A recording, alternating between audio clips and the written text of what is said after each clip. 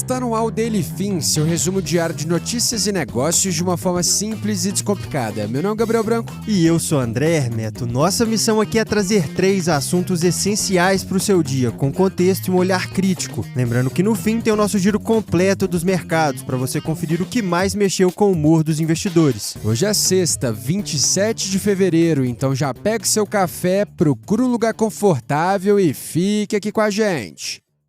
Entre os destaques desse episódio na seção Empresas, Gucci usa imagens geradas por IA e causa reações negativas. Em mundo, militares de Cuba matam 4 após confronto com lancha americana. Já no Brasil, quebra de sigilo bancário e fiscal de Lulinha é aprovado. E antes da gente começar, o patrocinador de hoje é para quem está procurando onde investir para surfar nas grandes tendências do futuro. No ano passado, na Expert XP, nossa equipe aqui do Daily Fin entrevistou o gestor da Quineia, Rui Alves, e ele deu pra gente a seguinte dica: invista onde o capitalismo vai mudar o mundo. Pois é, isso ficou na minha cabeça também, viu, Andrezinho? E é aqui que entra a GlobalX, uma gestora que traz a proposta dos ETFs temáticos, que são investimentos que seguem grandes tendências com o potencial de transformar o futuro dos negócios. A gestora foi fundada lá em Nova York, administra mais de 125 bilhões de dólares em ativos e possui mais de 100 ETFs listados no mundo todo. Já aqui no Brasil, ela atua desde 2022 e oferece mais de 30 ETFs globais na Bolsa Brasileira, dando a você a oportunidade de investir nos ativos direto pela sua corretora.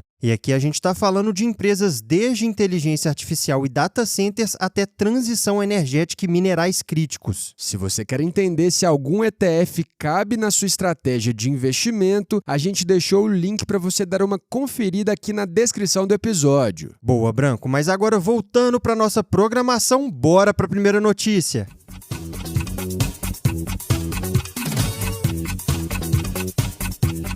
No mundo dos negócios, a Gucci resolveu usar imagens geradas por inteligência artificial para promover o desfile em Milão que acontece hoje, dia 27, e acabou provocando um baita ruído nas redes sociais. O detalhe é que as fotos foram publicadas já com um aviso de que foram criadas com IA, e aí veio a enxurrada de críticas com gente dizendo até que as cenas lembravam o jogo GTA. E o incômodo foi bem direto, né, Branco? Muita gente questionou por que uma marca que sempre vendeu a ideia de artesanato e excelência decidiu apostar nesse tipo de visual, em vez de fazer uma produção tradicional com modelos reais, fotógrafos e cenário físico. E é verdade que imagens geradas por IA podem sair mais barato do que montar uma campanha com equipe completa. Só que quando a gente está falando de uma marca cuja bolsa pode custar até $10 mil, isso pode não combinar com o discurso premium. Agora também vale dizer que isso não começou hoje, né, pessoal? A própria Gucci já tinha explorado NFTs e arte digital antes. E outras marcas também estão testando IA em campanhas e processos, olha só. A H&M está criando clones digitais de modelos, a Guess estampou uma modelo criada por IA na Vogue e a espanhola Mango lançou uma campanha 100%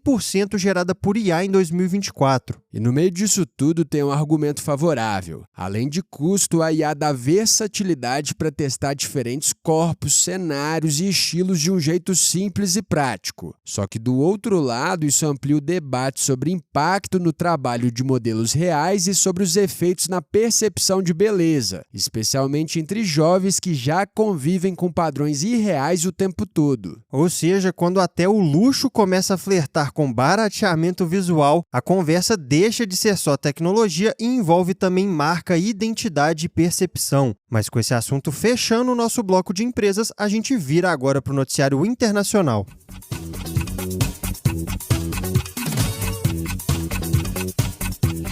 Agora no bloco internacional, o clima está tenso no Caribe. Se ontem a gente falou das tensões com o Irã, agora quem entrou no radar foi a relação entre Estados Unidos e Cuba, e com um episódio bem sério no meio do caminho. Pois é, Branco, na quarta-feira, dia 25, forças cubanas mataram 4 pessoas e feriram outras 6 que estavam em uma lancha registrada na Flórida, nos Estados Unidos. Segundo o governo de Havana, a embarcação teria entrado ilegalmente em águas cubanas. Olhando Olhando para a versão oficial de Cuba, as autoridades locais disseram que os ocupantes eram cubanos que moravam nos Estados Unidos e que estariam planejando uma infiltração com fins terroristas. Teriam sido encontrados na lancha fuzis de assalto, coquetéis Molotov e equipamentos militares. Ou seja, Cuba trata o caso como ameaça à segurança nacional. E do lado americano, a reação veio rápido. O secretário de Estado Marco Rubio, filho de imigrantes cubanos e nascido em Miami, anunciou a abertura de uma investigação independente e disse que os Estados Unidos responderão adequadamente. E o momento já era delicado. Recentemente, Washington impôs um embargo petrolífero a Cuba. E o presidente Donald Trump também classificou o país como ameaça extraordinária à segurança nacional, defendeu a queda do regime e tem pressionado por um acordo. Com acusações de terrorismo, mortes e essa troca de recados, o risco de uma nova escalada diplomática aumenta bastante, viu, Branco? E nos bastidores ainda tem um detalhe curioso. Rubio também estaria mantendo conversas reservadas com o neto de Raul Castro sobre o futuro da ilha. E para completar esse tabuleiro geopolítico, a Rússia, que é parceira histórica de Cuba, classificou o caso da lancha como provocação agressiva dos Estados Unidos. É um episódio que começa no mar, mas pode terminar com impacto grande na diplomacia e até no equilíbrio de alianças ali na região. Mas com esse giro do noticiário internacional fechado, bora agora olhar para o que está acontecendo aqui no Brasil.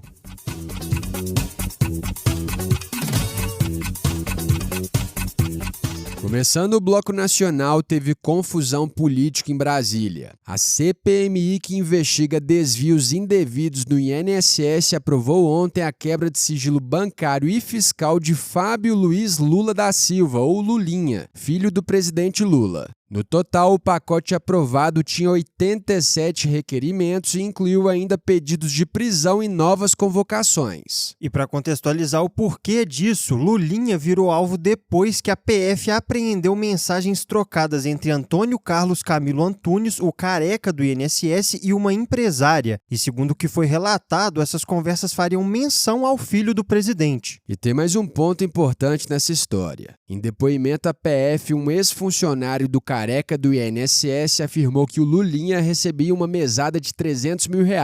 E esse mesmo valor também aparece nas mensagens investigadas. A suspeita agora é que ele tenha atuado como sócio oculto no esquema. E com a queda de sigilo aprovada, a CPMI passa a poder acessar extratos, declarações de imposto de renda e contratos ligados a Lulinha. Resumindo isso tudo, a comissão agora consegue enxergar com bem mais detalhes suas movimentações financeiras. Só que a sessão acabou em confusão. Logo depois da aprovação, teve empurrões generalizados e a reunião terminou em tumulto. Os deputados do PT, Rogério Correia, Paulo Pimenta e Alencar Santana, questionaram a contagem de votos, foram até a mesa do presidente da comissão e acusaram ele de golpe. E no meio dessa confusão toda, o deputado Luiz Lima, do Novo, disse que levou um socão do Rogério Correia e partiu para cima dele. No fim, a sessão foi interrompida. E enquanto isso, em ano eleitoral, o presidente Lula tem tentado se blindar e já declarou anteriormente que se tiver alguma coisa, o Lulinha vai pagar o preço. Mas com esse capítulo quente da CPMI do INSS explicado, a gente encerra o Bloco de Brasil e segue agora para o fechamento dos mercados.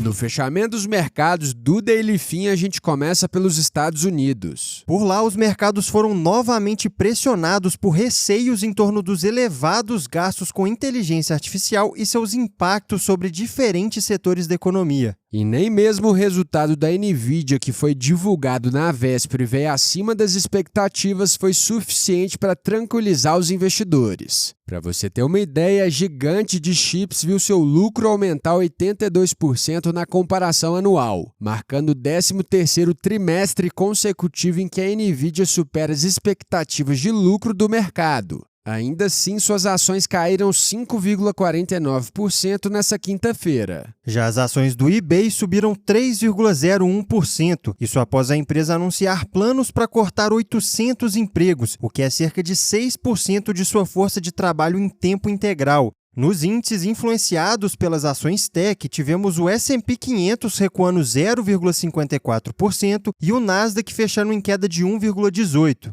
Por aqui, o Ibovespa ficou no negativo pelo segundo pregão consecutivo ao cair 0,13%, aos 191.005 pontos. Entre os destaques negativos, a Redditor recuou 4,53%, mesmo após reportar lucro de 1,2 bilhão de reais. Analistas apontaram pressão nas margens da companhia com despesas acima do esperado. Para fechar, o dólar comercial encerrou em alta de 0,28% aos R$ 5,14. Mas agora que encerramos essa sessão, terminamos mais um episódio. Se você curtiu nosso conteúdo hoje, já segue a gente aí e ativa o sininho para não perder os próximos. E lembrando aqui que essa é a versão em áudio da nossa newsletter, ela chega todo dia às 6h30 da manhã no seu e-mail, por lá você encontra mais detalhes e outras sessões que não cabem por aqui. O link de inscrição está na descrição desse episódio. E se esse episódio te ajudou, não guarda só pra você não. Já compartilha com os amigos e com a galera do trabalho, até porque todo mundo merece ficar bem informado. É isso aí, turma. Boa sexta e a gente se vê amanhã no próximo episódio. Valeu, pessoal!